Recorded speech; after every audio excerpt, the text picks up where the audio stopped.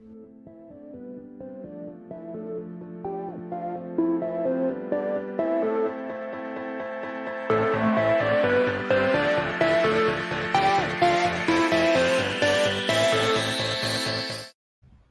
and welcome to In 20. If you're following us on YouTube, thank you very much. Turn on the notifications. And if you're catching all the highlights on our Facebook, Instagram, and Twitter page, thank you very much. And if you're not, my friend Sarah will take your head off because she is a licensed lethal weapon. Sarah, I know you won't do that. You're actually a peaceful person. But thanks for joining us today. Hi, thank you for inviting me. You are literally a walking weapon. You have represented the Malaysia in the lovely world of Taekwondo. And I hope I'm saying this correctly. POOMSAE. Can you define what that word's all about? So yes, you've said it correctly. It is POOMSAE. I am I'm basically in martial arts. So basically there is the artistic side and then there is the combat where you actually fight somebody and you gain points. But for me, I'm on the performing arts side. So I'm doing techniques in Taekwondo. Yeah, okay, and that's quite similar to Wushu? Would you say that's... Yes. Okay, cool. And how different is it, would you say, from the likes of Wushu? Because for me, the moment I hear the word Taekwondo, I know it's like a combat sport. That's something you can use to hurt somebody or defend yourself. Yeah, correct. So basically the difference between for example, in Malaysia, I think the three more serious or more popular martial arts in Malaysia, other than like Muay Thai and all those stuff. But when we're talking about curricula in schools, there is Wushu, there is Karate, there is Taekwondo. So in terms of the differences between us is that Taekwondo and Karate is more or less alike. We don't really use weapons. Our hands, our fists and our feet are our weapons. But for Wushu, it is more of... They have empty hands as well, but they also have weapons. But yeah, that is basically the main difference between us. It's just weapons or no weapons. Yeah, and anybody who's just heard you would automatically go back to that movie Karate Kid as a kid, or your Chuck Norris. By the way, on Netflix, they have the continuation of the Karate Kid movie. It's a TV show. It's called Cobra Kai. Did you watch Karate Kid as a kid? I did, but I don't have a lot of memory about it. I think everyone just remembers that wax on and wax off, and that's about it. I'm going to try and watch that show. Yeah, that's all my knowledge of karate. I've had Agilanthani on the show. We had Colin Augustin on the show as well. You're my third exponent in the world of combat sports. And also something which I got to know quite well when I interviewed these two friends of mine, was that the fact that there are times you're always injured in one way or the other. So you can just say true or false. At a recent regional competition in the Philippines, you were carrying, and you have to tell me what this is, a grade 3 hip injury. What is even that?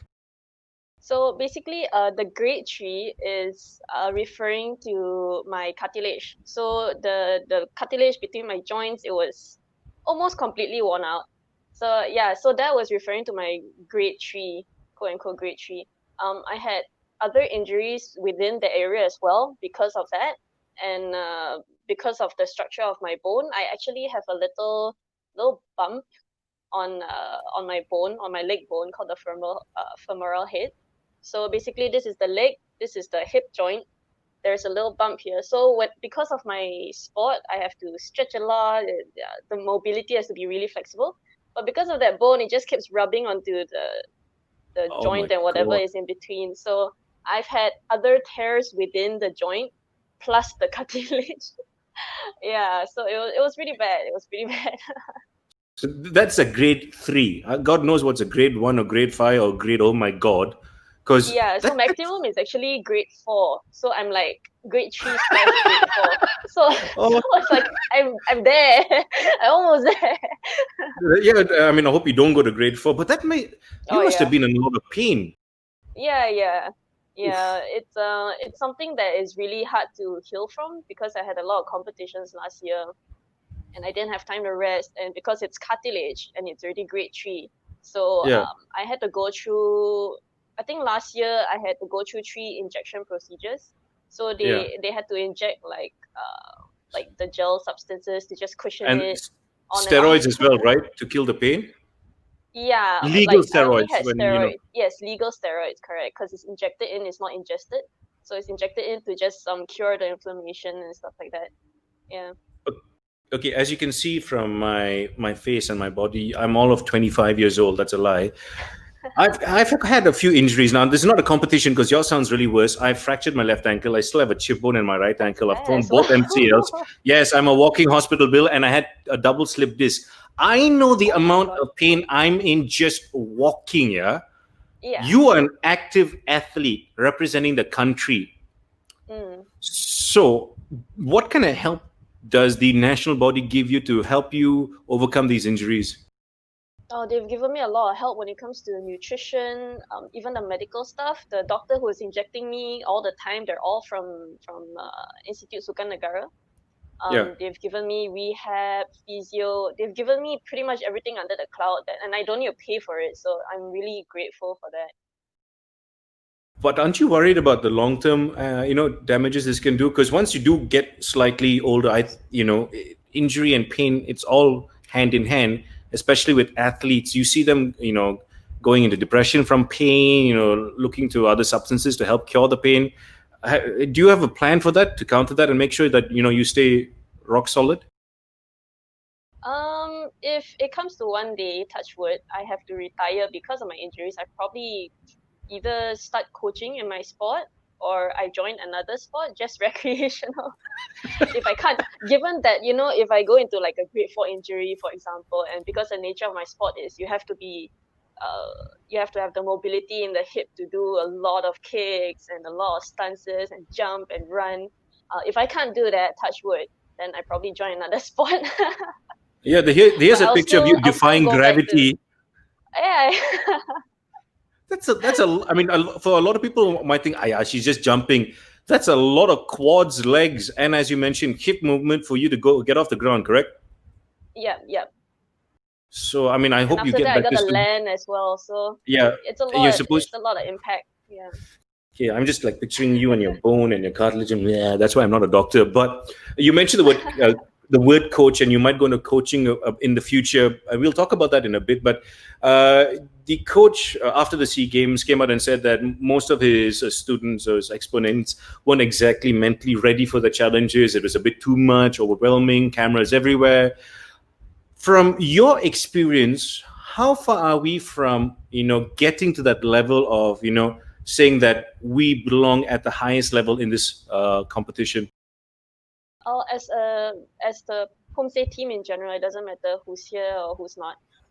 Yeah. We've actually accomplished a lot in the 4 years now Mm, since mm, since we have our Korean coach come by. He came in 2016, so we're actually almost at par with a lot of people in the world. We've already had a world medalist, he's a bronze medalist, and then we've had several Asian championships or Asian games or Asian titles. So we're not very far, but because we're having new athletes in, then of course, they've lacked experience when it comes to like big lights and cameras and all that. But they've mm. been coping well. They've been coping well. They're getting there. We just need to go for more games. Yeah, And when the that's opportunity comes, yes. impossible, at least for the next, I mean, traveling around the region, let alone the world, is nearly impossible till say early February 2021. So how have you been keeping busy? I know training has resumed. Is it online? Can you go back to your dojo basically and practice over there? For now, we are currently back with the entire team. Our coaches are there. All my teammates are there. We've had a new teammate come in as well. He's a junior. So everything is pretty much back to normal. It's full training, 6 days a week. But before that, yes, we sort of had it online. We had to record our videos and send it to our coaches to check. So it's more of a video analysis, and you train at a smaller area and with no friends. So that was kind of boring. So yeah, we had to cope with that for 4 months. Yeah, Trust during me, the MCO. I was in the house for 4 months, and everyone is either cooking or doing burpees. So how Right. does a national athlete who's performed on the international stage train in the house? Do you using chairs to do your bicep curls? Were you doing handstands? What did you Yeah. use? So Yeah, so the nature of my sport, because we don't have, like, for example, we don't have equipments to use, so like we don't have like balls to use. We don't really need much. So the most of our exercises, we modify them. For example, we don't have a gym here, Mm. so we modify them using resistant bands, or we modify them in terms of bringing up the repetitions or bringing up the sets. So that is how we maintain at home. It's a Wow. lot simpler compared to like ball sport or like racket sport, because you sort of like really have to have a partner. But for us, it's more of like an individual sport, and even if it's a team sport, you perform together. But otherwise, it's very easy to sync back when we meet up. So yeah, it's not Yeah. much of a problem for us. But POOMSAE is getting an upgrade, right? You're becoming a little more flamboyant. There's going to be music and lights and things of that nature, correct? Yeah, correct. And would it be an easy transition for someone like you who's experienced enough? It is not an easy transition for me because POOMSAE, within POOMSAE itself, the performing art itself, we have a few divisions. So for mine, like during the SEA Games and most of the competitions, it's more of a static routine where we don't need to jump, we don't need to run. So it's just kick the air or punch the air, and that's pretty much it. Um, but for now, there are a lot of games or competitions whereby they combine another aspect of POOMSAE, which is called freestyle. That is Mm. where the music comes in, and then you have to create your own routines, and they'll judge you based on the routines that you've created and some of the music that you use. And it's for a longer time. So we're supposed to perform for a minute and a half, compared to the static one, it's a minute or less. Yeah. Mm. So And it's a again, minute and a half, and there's a lot of acrobatics, there's a lot of flamboyant kicks and stuff like that. So coming from me, it is hard in a certain sense because I have no acrobatics background, so I have to learn acrobatics at my age, whereby other people learn acrobatics like for gymnastics, they learn at yeah. 9 and stuff like that. So it's easier for them, and they're very flexible, they're light, they can do all these things, and their muscles are already in tune to their minds to do all those stunts. But for me, I gotta relearn everything. It is hard in a certain sense, but it is also very insightful. And Mm. I think with a lot of practice, we can actually catch up with it. Okay, whatever you do not use that Mortal Kombat song, because I mean I've watched a few tournaments. Just not POOMSAE, but everyone uses that Mortal Kombat song, and then. Oh yeah, yeah. But you mentioned coaching as well. If you were to move forward and go back into coaching, will there be anything different you would approach in terms of changing the training sessions or applying new philosophies? So far, not really. I haven't really thought about that. Mm. But definitely, I would help them bring confidence in themselves. I think for now it is I can see the stresses on their face, because there were a lot of competitions and stuff like that. So I think they were going through that stage. I think it's really important to educate them on mental health and stuff like that, because I come from a very my degree is in psychology. So I probably give them more education on psychology. Yeah. I I think know. that I is the think only that's the only additional thing I would do.